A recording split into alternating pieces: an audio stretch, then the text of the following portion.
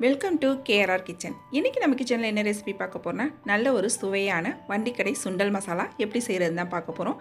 இந்த சுண்டல் மசாலா பார்த்திங்கன்னா வீட்டில் செய்யும் போது ரொம்பவுமே டேஸ்டியாக, அதே சமயம் நல்லா ஹெல்த்தியாகவும் செஞ்சு கொடுக்கலாம். ரொம்ப அருமையாக இருக்கும் டேஸ்ட்டு. இப்போ வாங்க இந்த ரெசிபி எப்படி செய்கிறது நம்ம வீடியோக்குள்ளே போய் பார்ப்போம். அதுக்கு முன்னாடி நம்ம சேனலை இப்போ தான் ஃபஸ்ட் டைம் பார்க்குறீங்கன்னா சப்ஸ்கிரைப் பண்ணி வச்சுக்கோங்க. கூடவே பெல் சிம்பல் ப்ரெஸ் பண்ணி ஆளுங்கிற ஆப்ஷனையும் ப்ரெஸ் பண்ணி வச்சுக்கோங்க. அப்போ தான் நான் போகிற வீடியோஸ் எல்லாம் உங்களுக்கு தொடர்ந்து நோட்டிஃபிகேஷனில் உடனுக்குடனே கிடச்சிக்கிட்டு இருக்கோம். இப்போ வாங்க இந்த சுண்டல் மசாலா எப்படி செய்கிறதுன்னு பார்த்துடலாம்.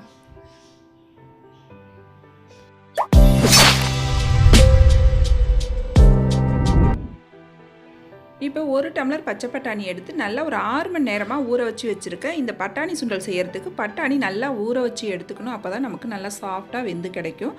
குறைஞ்சது நீங்கள் 6 மணி நேரமாவது ஊற வச்சு எடுத்துக்குங்க. இப்போ இந்த பட்டாணி எல்லாத்தையும் தண்ணிலாம் வடிச்சிட்டு நம்ம ஒரு குக்கரில் சேர்த்துக்குவோம். இது மூழ்கிற அளவுக்கு தண்ணி சேர்த்துக்குங்க. தண்ணி சேர்த்ததுக்கப்புறம் நமக்கு பட்டாணிக்கு தேவையான அளவு உப்பும் சேர்த்துக்குங்க. நான் இன்றைக்கி எடுத்துருக்க அளவு பார்த்திங்கன்னா ஒரு 200 கிராம் இருக்கும் இந்த பட்டாணியோட அளவு. இப்போ குக்கர் மூடி போட்டு நல்லா ஒரு 5-6 விசில் வச்சு வேக வச்சுக்குங்க. அப்போ தான் நல்லா வெந்து வரும். அடுப்பு தீயை குறைச்சி வச்சு ஒரு 3 விசிலும், ஹை ஃப்ளேமில் ஒரு 3 விசிலும் வச்சு எடுத்திங்கன்னா பட்டாணி நல்லா மசிய வெந்து வந்துடும் பூ போல். இப்போ நம்ம வேக வச்சு எடுத்துக்குவோம். இது வெந்துக்கிட்டு இருக்கிறப்பே நம்ம இதுக்கு ஒரு மசாலா ரெடி பண்ணிக்குவோம். அதுக்கு ஒரு சின்ன துண்டு பட்டை, 2 கிராம்பு, ஒரு அன்னாசிப்பூ, 1/2 டீஸ்பூன் ஜீரகம், 1 டீஸ்பூன் சோம்பு, கொஞ்சமாக கல்பாசி எடுத்துக்கங்க. இது எல்லாத்தையும் மிக்ஸி ஜாரில் சேர்த்துக்குங்க. இது கூடவே ஒரு பெரிய வெங்காயம், அப்புறம் ஒரு தக்காளி பழம் சேர்த்துக்குங்க. ஒரு சின்ன துண்டு இஞ்சி, ஒரு 6-7 பூண்டு பல் சேர்த்துக்குங்க. ஒரு 10 இலை இருக்கட்டும், அந்த அளவுக்கு புதினா எடுத்துக்கங்க. கொஞ்சமாக கொத்தமல்லி, ஒரு கொத்து கருவேப்பிலை. இப்போ இது எல்லாத்தையும் சேர்த்து நல்லா நைஸாக அரைச்சி எடுத்து வந்துக்கும். இந்த அளவுக்கு நல்லா பேஸ்ட்டாக அரைச்சி எடுத்துக்குங்க. இப்போ பாருங்கள், பட்டாணி நல்லா வெந்து வந்துருச்சு பாருங்கள். இந்த அளவுக்கு நல்லா பூ போல் வேக வச்சு எடுத்துக்கணும். அப்போ தான் நம்ம பட்டாணி சுண்டல் சாப்பிடும்போது டேஸ்ட்டாக இருக்கும். இப்போ அடுப்பில் ஒரு கடாய் வச்சுக்குங்க. ஒரு 2 டீஸ்பூன் அளவுக்கு எண்ணெய் சேர்த்துக்குங்க. ஒரு 1/2 டீஸ்பூன் சோம்பு இடிச்சிட்டு சேர்த்துக்குங்க.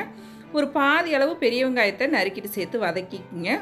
வதங்கினதுக்கு அப்புறம் இதில் நம்ம அரைச்சி வச்ச விழுதை சேர்த்து நல்லா ஒரு 3 நிமிஷத்துக்கு வதக்கி எடுத்துக்கங்க. அந்த மசாலோட பச்சை வாடை போகணும். நல்லா வதங்கினதுக்கு அப்புறம் இதில் ஒரு 1/4 டீஸ்பூன் மஞ்சத்தூள், 1/2 டீஸ்பூன் தனி மிளகாத்தூள், 1/2 டீஸ்பூன் ஜீரகத்தூள், 1/2 டீஸ்பூன் கரம் மசாலா தூள் சேர்த்துக்குங்க. ஒரு 1/2 டீஸ்பூன் மல்லித்தூள் சேர்த்துக்குங்க. மசாலாலாம் பார்த்தீங்கன்னா கம்மியாக ஒரு 1/2 டீஸ்பூன் சேர்த்தோம்னா போதும். அதிகமான அளவு சேர்க்கக்கூடாது. நல்லா எல்லாத்தையும் வதக்கினதுக்கப்புறம் வேக வச்ச கல்லையை அந்த தண்ணியோடையே சேர்த்துக்குங்க. தண்ணியோடையே சேர்த்து இதை நல்லா ஒரு 5 நிமிஷத்துக்கு கொதிக்க விடுங்க. நல்லா இது போல் கரண்டியை வச்சு கல்லையை மசிச்சு விடுங்க. நல்லா நமக்கு திக்காக கிடைக்கும். வேக வச்ச தண்ணியும் இதிலே சேர்த்துருங்க. சேர்த்து நல்லா கலந்து கொடுத்துக்கிட்டே இருங்க. நல்லா கொதித்து அந்த மசாலா பச்சை வாடையெல்லாம் போய் இது போல் நல்லா எண்ணெய் பிரிஞ்சு வரணும். இப்போ பாருங்கள், இந்த அளவுக்கு இருக்குது. இந்த மசாலா பார்த்திங்கன்னா ஆறுனதுக்கு அப்புறம் இன்னுமே திக்காகும். இந்த ஸ்டேஜில் நீங்கள் உப்பு செக் பண்ணிக்கிங்க போதுமானு. ஏற்கனவே நம்ம பருப்பில் வேக வச்சுருக்கோம். வேக வைக்கும் போது போட்டு கொஞ்சோண்டு உப்பு சேர்த்துக்கிறேன். அப்புறம் பார்த்திங்கன்னா கடைசியாக 1 டீஸ்பூன் ஜீனி சேர்த்துக்குங்க. கூடவே ஒரு 1/2 டீஸ்பூன் லெமன் புழிஞ்சு விட்டுக்குங்க. ரொம்பவுமே சூப்பராக இருக்கும். கடைசியாக இந்த ஜீனியும் லெமனும் புழிஞ்சு விடுறது இந்த மசாலா சுண்டலுக்கு டேஸ்ட் இன்னுமே எடுத்து கொடுக்கும். இப்போ பார்த்திங்கன்னா நம்மளோட சுண்டல் ரொம்ப சூப்பராக அருமையாக ரெடி ஆகிடுச்சு. இப்போ ஒரு பிளேட்டுக்கு மாற்றிக்குவோம். இதே போல் ஒரு 3 கரண்டி சர்வ் பண்ணிக்கோங்க. இது மேலாப்பில் நறுக்குன வெங்காயத்தை தூவி விட்டுக்குங்க. அது மேலே கொஞ்சம் கேரட்டும் நல்லா நறுக்கிட்டு கேரட் கட்டையில் துருவி எடுத்துக்குங்க. அதையும் மேலாப்பில் தூவி விட்டுக்குங்க.